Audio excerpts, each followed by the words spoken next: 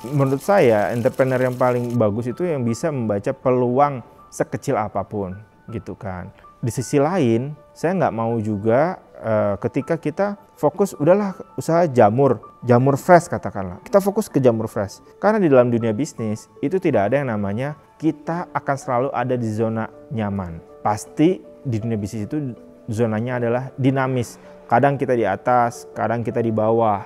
Nah, kita harus mempersiapkan, ya kan? Kalau semuanya masalah pasti ada something yang kita harus berpikir ulang gitu kan. Apakah bisnis ini masih bisa kita pertahankan atau tidak gitu. Itu lebih ke opportunity kita supaya kita banyak opsi. Saya bilang, kita nggak boleh nih, kita berhenti di satu titik gitu kan. Kita nggak akan tahu. Jadi nggak ada kisi-kisinya itu di dunia usaha gitu ya.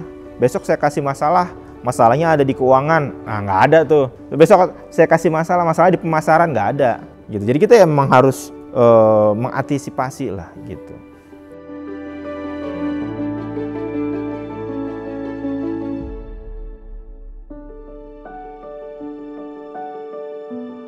Baik, halo, assalamualaikum warahmatullahi wabarakatuh. Selamat siang. Saya Helmi Nur Jamil, owner dari Jamur Halwa. Jadi Jamur Halwa itu mulainya dari hobi.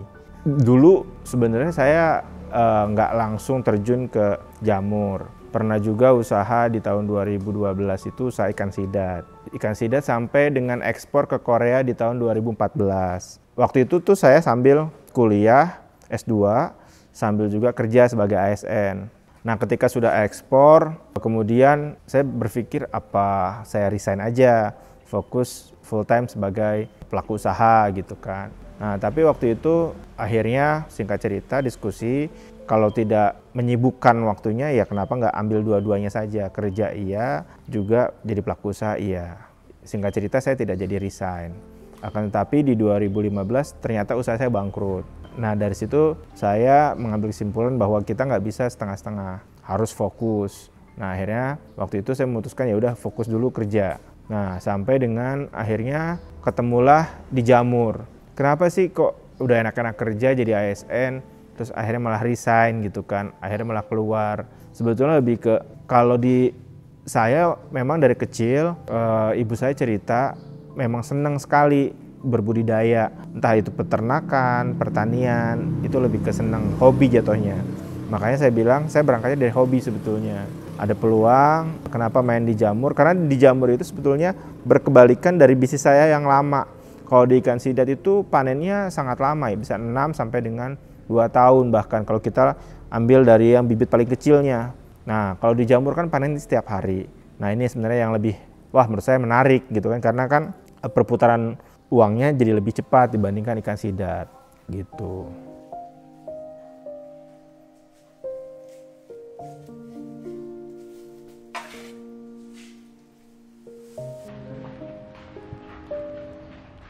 Nah, banyak petani itu ilmunya cuma bertani. Nah, saya ketika itu mikir kalau saya ambil bidang lain, entah hukum, entah digital marketing, entah sesuatu yang bukan pertanian, pasti saya dapatnya 2 ilmu. Bertani pasti saya pelajarin karena saya seneng. Nah, ilmu lain itu adalah nilai plus buat saya dibandingkan dengan rekan-rekan petani yang lain gitu. Makanya saya akhirnya ambil hukum gitu. Karena kan saya juga sebetulnya kenapa sih hukum itu jadi suatu hal yang mungkin menurut saya penting sekali ya di bidang pertanian.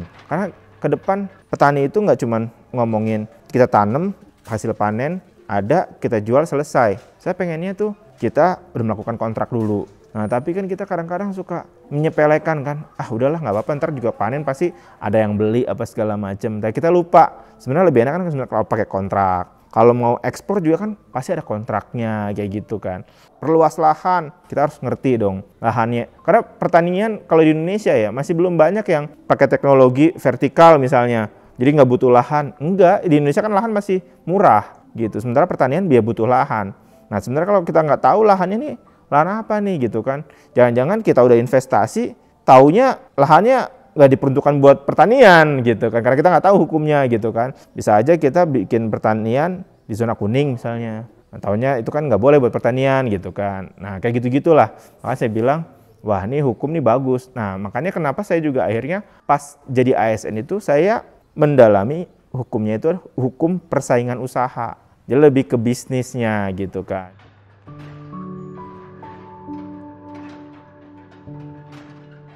Jadi waktu saya awal-awal terjun 70-80% kita kan juga silaturahmi ya ke beberapa rekan-rekan yang sudah main lebih dulu lah di dunia perjamuran. Itu banyaknya teman-teman senior. Nah, teman-teman senior ini punya pola pikir yang mungkin agak berbeda dengan kita. Kalau kita kan pengennya kolaborasi gitu kan. Makin banyak sinergi makin baik gitu kan. Tapi kalau teman-teman senior ini punya pola pikir makin banyak yang main jamur, maka akan banyak kompetitor. Kalau banyak kompetitor mungkin akan merusak harga jamur gitu kan. Makanya nggak banyak sebetulnya yang mau share ilmu-ilmu tentang perjamuran gitu. Nah, makanya ketika saya terjun, akhirnya otodidak mau nggak mau. Kita tanya kanan kiri, kalau nggak dapet infonya kita buka literatur. Di literatur itu juga sedikit ya, artinya untuk literatur lokal atau domestik itu beda-beda tuh. Ada yang si A ngomongnya misalkan jamur itu bisa satu backlognya itu 700 kilo, si B ngomong 500, si C ngomong 300, beda-beda nih.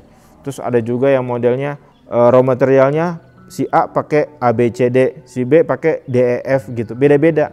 Akhirnya ya mau nggak mau kita harus praktekin gitu, karena di Indonesia sendiri belum ada strain itu bibit jamur ya yang dikhususkan dan metodenya tuh harus seperti ini. Nah, kalau di luar tuh sudah ada sebenarnya strainnya apa, pakainya apa. Nah itu jadi kalau di kita mungkin satu siklusnya 6 bulan, 2 bulan buat bibit, 4 bulan buat budidaya, jadi setahun tuh cuma 2 kali. Nah kalau di luar itu setahun udah bisa 4 kali, 3 kali, 4 kali gitu. Nah itu kan juga sesuatu penemuan yang menurut saya luar biasa dampaknya. Bahkan terakhir saya dengar di Belgia itu sudah ada yang setahun tuh 6 kali. Tapi memang indoor lokasinya, karena kan mereka 4 musim.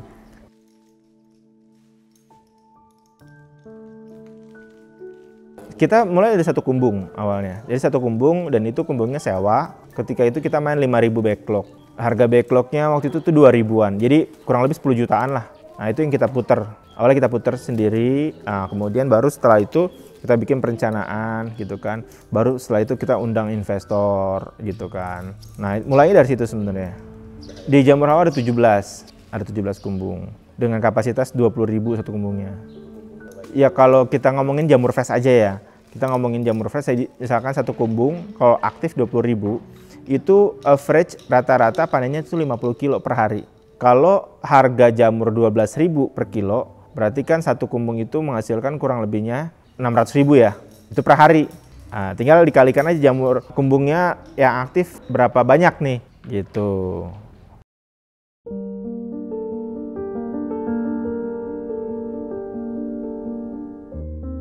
Sebenarnya kalau ditanya masalah ya, sebetulnya banyak. Gitu kan, cuman memang yang paling menakutkan untuk pelaku usaha jamur itu terkena kontaminasi. Kontaminasi itu apa? Jadi jamur ini kan memang harus steril. Nah, ketika dia nggak steril, maka akan ada virus atau bakteri yang masuk. Nah, ketika sudah dimasuki oleh bakteri dan virus ini, maka si jamur ini nggak akan tumbuh. Nah, kalau udah nggak akan tumbuh ya pasti nggak akan jadi uang kan. Nah, makanya banyak tuh teman-teman tuh takut sekali dengan virus, misalkan Trichoderma. Karena virus ini menyebar gitu, jadi menular. Nah, kalau misalkan kita katakanlah produksi hari ini, bibit jamur itu nggak langsung jadi. Tadi saya katakan perlu waktu inkubasi, kurang lebihnya ya maksimalnya 2 bulan lah. Nah, artinya kalau kita tidak ada antisipasi dari awal, ini 2 bulan ini akan terbuang. Kasarnya kalau satu hari kita bikin bibit, katakanlah 3.000 atau 5.000 gitu ya. Anggaplah 5.000 bibit sehari kita bikin. Kalau HPP-nya itu adalah 2.000 dengan kondisi harga saat ini, berarti kita sudah kurang lebih 2.000 dikali 5.000 itu hari ini. Dikali 2 bulan baru ketemu pas nantinya, wah ini kontam atau tidak gitu. Makanya memang ngeri-ngeri sedap kalau untuk di pembibitan. Kecuali kita memang hanya main di budidaya. Makanya kalau di jamur itu saya analogikan yang paling berisiko apa? Itu di bibit. Yang kedua baru di budidaya. Yang ketiga baru di trading. Nah saya selalu bilang sama teman-teman, kalau emang goals-nya itu adalah cuan atau profit, ya langsung aja ini ketiga nih, trading aja. Karena hanya memindahkan dari farm ke pasar. Tapi kalau mau ada ya sedikit-sedikit challenging-nya gitu ya silakan main di budidaya. Tapi kalau mau yang kayak waduh kayaknya untungnya lumayan tebel nih, ya silahkan dari pembibitan. Tapi ingat, high risk high return gitu.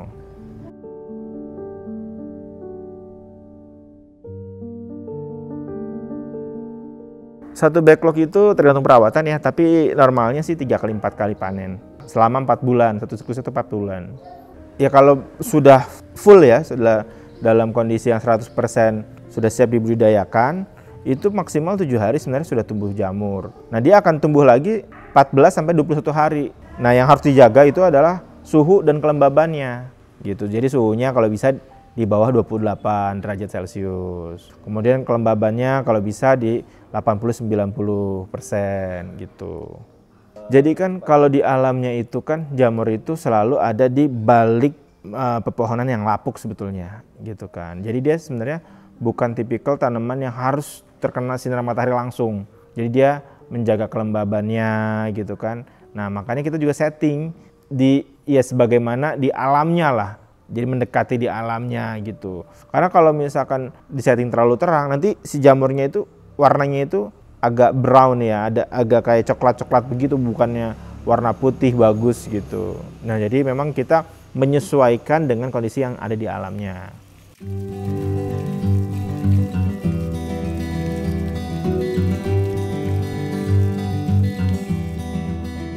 Jadi sebenarnya cacing itu adalah turunan dari usaha budidaya jamur juga gitu. Jadi si jamur ini kan nanti ada backlog akhirnya.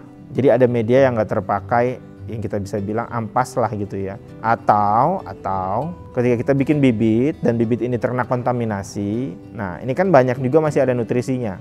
Nah ini kalau kita buangnya sayang, tapi kalau kita nggak manfaatkan jadi limbah juga. Akhirnya saya berpikir bagaimana supaya masalah ini menjadi solusi. Saya buka literatur lagi gitu kan, baca-baca lagi. Oh ternyata bisa dibuat budidaya cacing. Nah maka dengan begitu saya sudah punya medianya, media budidaya cacing. Nah cacing ini menariknya adalah kalau kita beli bibit cukup sekali seumur hidup. Karena dia akan terus berkembang. Dan cacing ini juga nggak terlalu rumit memeliharanya. Kita nggak pernah tuh kalau misalkan istilahnya kalau kita budidaya misalkan ayam, kan masih ada terkenal flu burung. Ya kan, kita pelihara misalkan sapi, ya kan, ya kemarin lagi hits banget kan, PMK, ya kan, penyakit mulut dan kaki gitu kan. Tapi kalau cacing kita nggak pernah dengar, cacingan nih, nggak ada gitu kan, atau cacingnya lagi sariawan atau apa gitu nggak ada. Nah jadi memang cacing itu relatif mudah ya menurut saya gitu, dan pakannya pun dia pengennya kan pakannya itu yang limbah organik. Nah di kita kan limbah organik ini hampir nggak terurai sebetulnya. Even di jamur sendiri pasti ada limbah organiknya. Kayak bonggolnya, itu kan kita nggak mungkin jual, pasti kita bersihin. Nah kan bonggolnya kasih ke cacing, jadi nggak ada yang terbuang. Ini lebih ke sebenarnya simbiosis mutualisme gitu kan. Jadi dari hulu ke hilir sampai ke limbahnya sekalipun kita pikirkan gitu. Ini kira-kira akan jadi apa nih limbahnya gitu.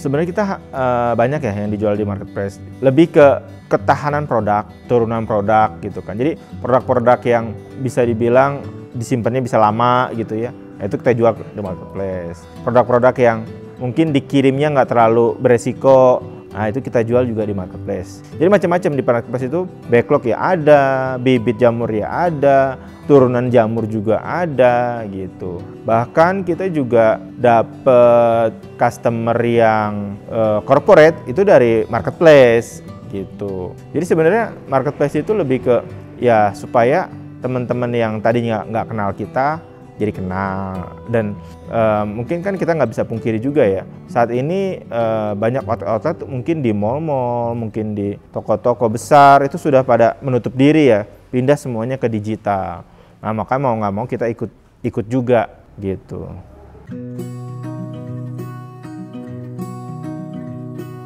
Sebenarnya hampir mirip ya antara pasar jamur dengan pasar cacing. Pasar jamur itu kalau jamur fresh itu selalu ada yang ready ambil. Kasarnya kalau kita panen seton sehari itu pasti habis. 2 ton sehari itu pasti habis karena dari data kan karena saya ikut asosiasi petani jamur ya. Jadi dari data asosiasi itu ada kurang lebihnya itu demand dari jamur tiram ini masih minus 10 ton per hari untuk wilayah Jabodetabek.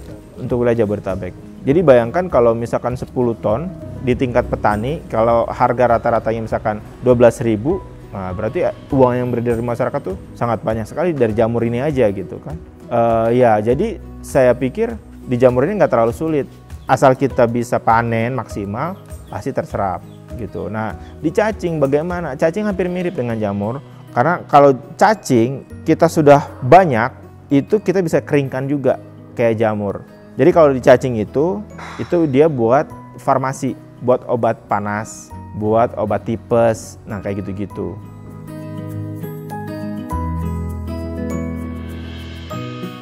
Ya kalau jamur ya. Kalau halwa itu sebenarnya nama anak saya. Ya, jadi lebih ke filosofisnya itu kan kalau kita itu ke anak itu pasti kita jagain, kita lindungin, kita besarin bisa sebaik mungkin lah, ya kan. Nah, saya juga berharap jamur halwa itu bisa tumbuh berkembang gitu kan. Nah, jadi ya sesayang itulah saya dengan jamur halwa seperti saya sayang dengan anak saya gitu.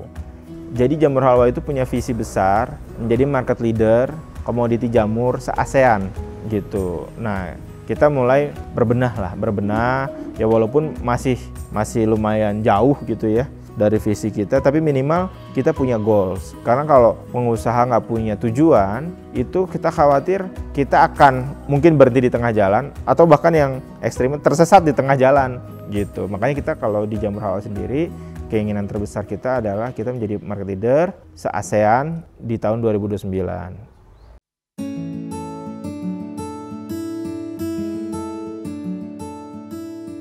Sebenarnya nggak ada kuncinya yaitu sukses tuh ya. Karena sukses itu ketika kita merasa cukup, maka ya kita sudah berhenti sebenarnya gitu kan. Tapi ketika kita masih ada passion yang kita masih belum capai atau belum kita achieve, ya maka sepanjang itu pula lah kita akan terus berjuang ya kan.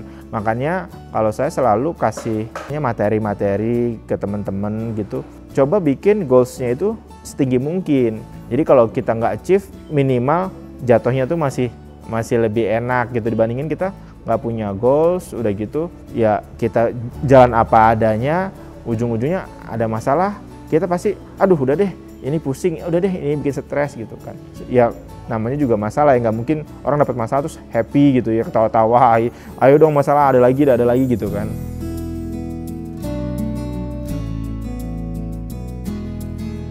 Ya baik lagi kan tadi sebenarnya hidup itu kan ada pilihan gitu ya. Nah sebenarnya masing-masing ini bisa dibilang nggak ada plus minusnya. Jadi semua tuh balance lah, saya bilang seperti itu. Cuman baik lagi kalau milenial atau pemuda-pemuda sekarang heavy-nya lebih banyak ke ASN, lalu siapa yang akan menjadi petani kemudian gitu.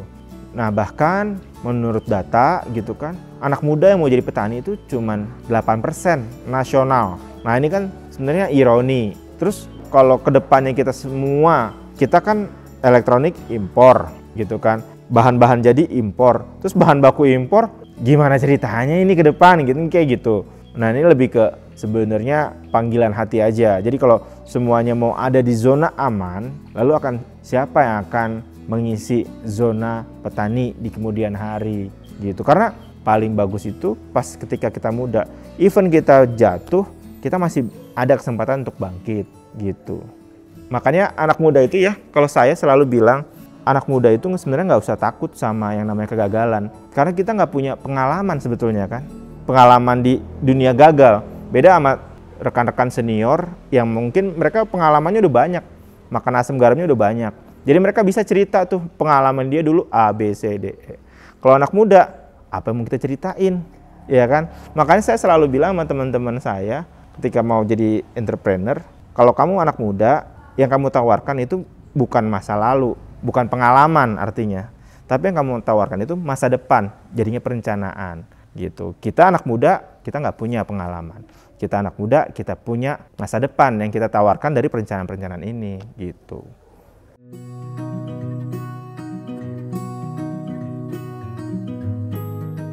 Jadi kalau kita nggak pernah hitung omset itu hanya dari misalkan jamur fresh saja gitu kan, tapi kita bisa generalisir gitu ya. Jadi kalau lagi dalam keadaan yang bagus gitu kan, kita bisa capai omset itu 1 miliar per bulan. Tapi itu kan omset ya kan. Nah, jadi buat teman-teman sebenarnya lagi-lagi jadi petani itu bisa omsetnya besar, bisa omsetnya kecil, tergantung dari quantity dan add value yang teman-teman kasih di produk teman-teman.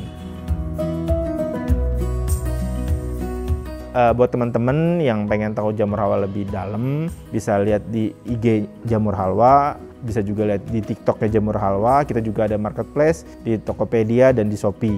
Nah itu teman-teman boleh akses semua. Kita juga punya website jamurhalwa.com gitu kan. Buat teman-teman yang pengen sinergi, pengen bergabung gitu kan, pengen kolaborasi, jangan khawatir. Kita kolaborasi bisa di semua bidang, termasuk di reseller kalau teman-teman emang punya hobi atau punya passion di dunia marketing gitu ya, silahkan.